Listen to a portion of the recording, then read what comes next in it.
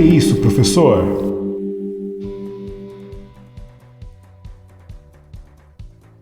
Olá, eu sou o professor William Souza e esse é mais um episódio do podcast Pra que isso, professor? O seu podcast de história.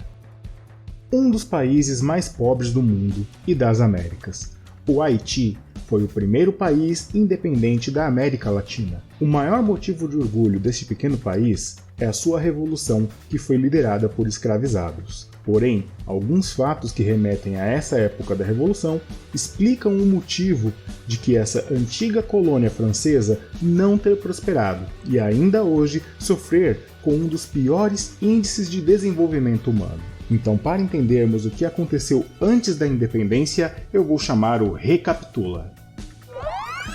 Em 1492, Cristóvão Colombo chegou ao território que abrange Haiti e República Dominicana. Portanto, em um primeiro momento, esse território pertencia à Espanha. Como era um local muito agradável e bem localizado, os espanhóis se instalaram e passaram a chamar aquele lugar como Hispaniola, e foram realizadas explorações de jazidas de ouro e também a produção de açúcar. Porém, pouco tempo depois, a descoberta de outros territórios fez com que os espanhóis perdessem o interesse, e aquele território passou a ser disputado por ingleses, holandeses e franceses, sendo que esses últimos foram os que assumiram aos poucos a ilha, que passou a se chamar Saint-Domingue, e cerca de 30 anos depois, a Espanha cedeu parte desse território para a França. Então, conhecendo este processo e dito isso, vem comigo e bora pra história!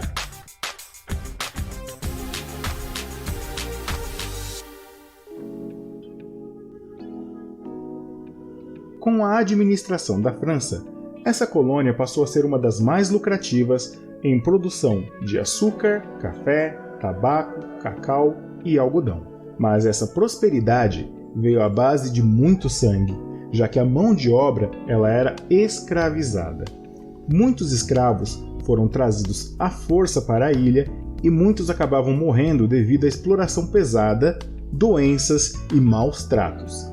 Assim, a demanda por escravos era muito grande e a taxa de mortalidade entre os escravizados era enorme.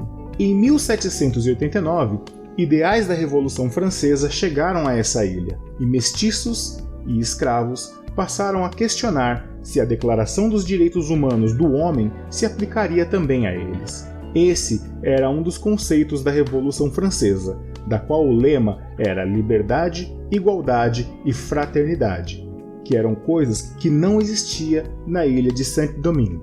Assim, escravos uniram-se e iniciaram um processo de revolução.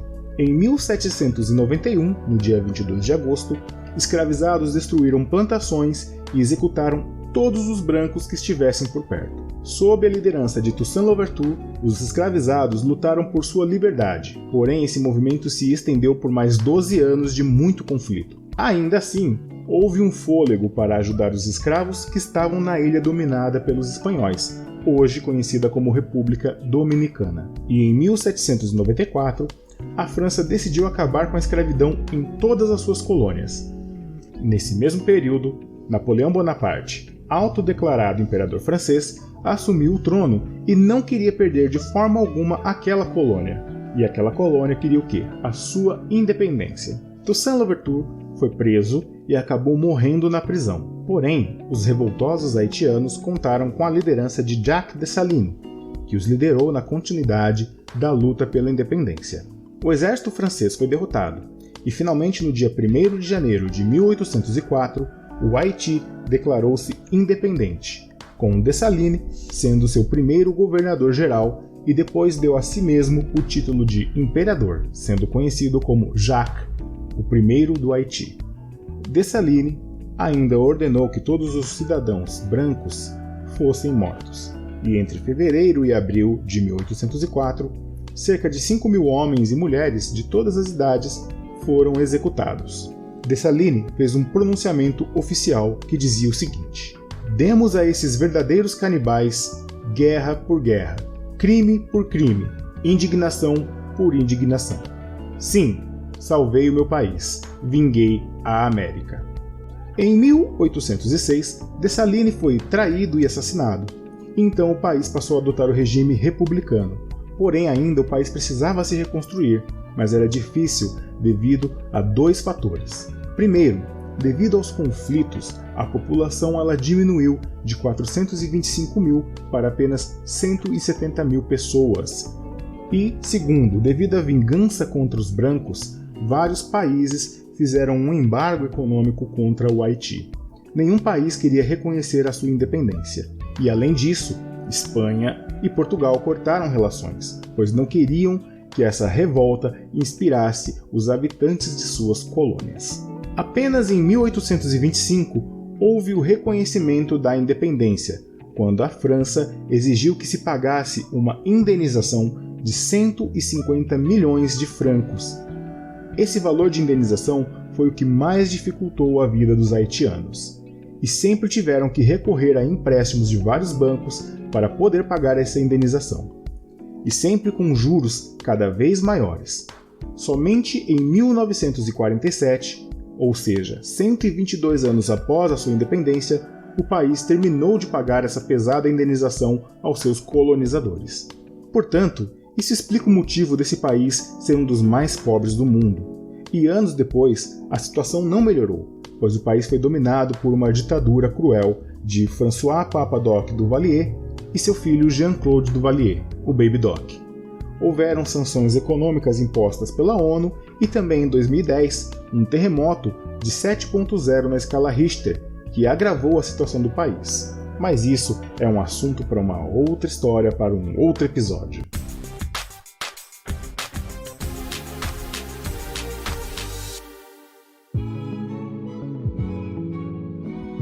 Podemos então notar como que um fato histórico pode influenciar na continuidade de um país.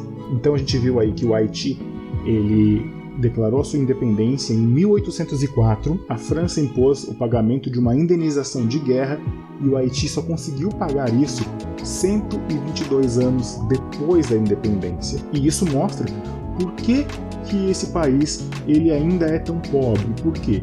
O Haiti ele não tinha as condições, não tinha dinheiro em caixa para poder pagar essa indenização para a França. Teve que recorrer a empréstimos de bancos americanos, bancos alemães, para poder pagar essa dívida. Porém, como que o país vai pagar uma dívida sendo que ele não tem laço comercial com ninguém? Ninguém reconhece a independência dele. Então os produtos que eles têm lá, como o café, como o tabaco, como o açúcar, não são vendidos no mercado comum. Como que as pessoas vão comprar de um país que, entre aspas, não é reconhecido? Foi uma dureza. Então, vários acordos tiveram que ser costurados para que o Haiti pudesse primeiro ser reconhecido e depois pagar essa dívida.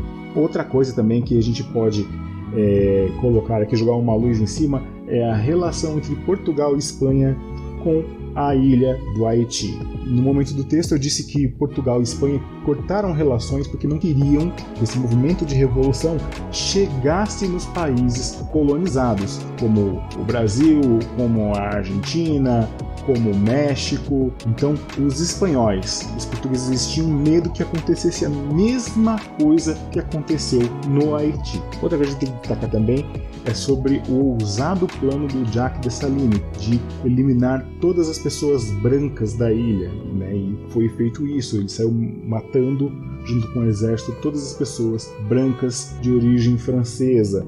Então foi um banho de sangue. Isso também foi o que deixou vários países com um pé atrás para reconhecer a independência do Haiti. Bom, então a gente tem aí um país recém-fundado, com muita morte, todo destruído, sem dinheiro e sendo cobrado uma indenização super cara pelo seu colonizador. Durante esse período, essa dívida ela se arrastou, ela se multiplicou porque os juros foram correndo, foram crescendo e o Haiti não conseguia pagar. Quando conseguiu se estabilizar foi em 1947. Logo depois entrou-se aí numa ditadura, primeiro com o Papa-Doc, depois com o Baby Doc, e essa ditadura ela foi muito maléfica para aquele país, né, que atrasou muito o desenvolvimento do Haiti. E para completar a situação de tristeza, de penúria, em 2010 teve aquele terremoto de 7.0 na escala Richter que acabou abalando ainda mais a já combalida estrutura do Haiti. Então,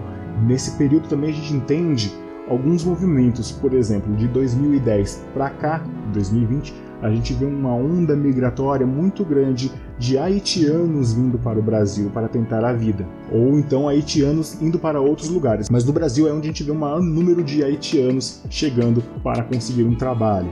E é muito triste porque a gente vê pessoas com formação acadêmica trabalhando em empregos que pagam, às vezes, menos que um salário mínimo.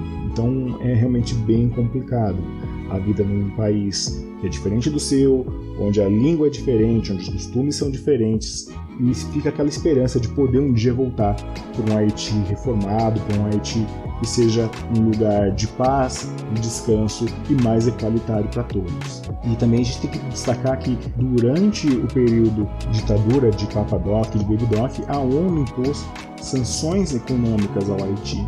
Então eles não poderiam recorrer, por exemplo, a um FMI ou recorrer a um outro tipo de fundo, uma ajuda humanitária para desenvolvimento humano. Por isso que o IDH de lá é um dos mais baixos do mundo. Há uns anos atrás, uma imagem correu o mundo de um menino comendo um bolinho feito de barro. E muita gente se questionou se era a África, porque a gente tem essa mania de ainda relacionar tudo que é pobreza com a África. Mas não, esse país era um país da América e a gente ficou assim, poxa, da América, América Latina, o Haiti. Muita gente nunca tinha ouvido falar no Haiti. Então o Haiti passou a ser foco de muitos estudos, de muitos olhares para esse pequeno país ali na América Central. O Brasil enviou uma missão humanitária para ajudar na reconstrução após o terremoto de 2010, e aí deu uma melhorada lá, mas ainda não é o suficiente. É necessário que outras nações também ajudem aquele país que está tão combalido, que tem um povo tão alegre, tão feliz, mas que vive em extrema pobreza. E aí, o que você acha desse assunto? Você já tinha ouvido falar dessa revolução no Haiti? Alguém já tinha te comentado isso? Você já viu algum filme? Leu algum livro? Não? Se sim, manda e-mail para mim. O e-mail é souzawilliam1983@gmail.com. Repetindo, Souza com S, William com W, 2 L's e M no final. souzawilliam1983@gmail.com.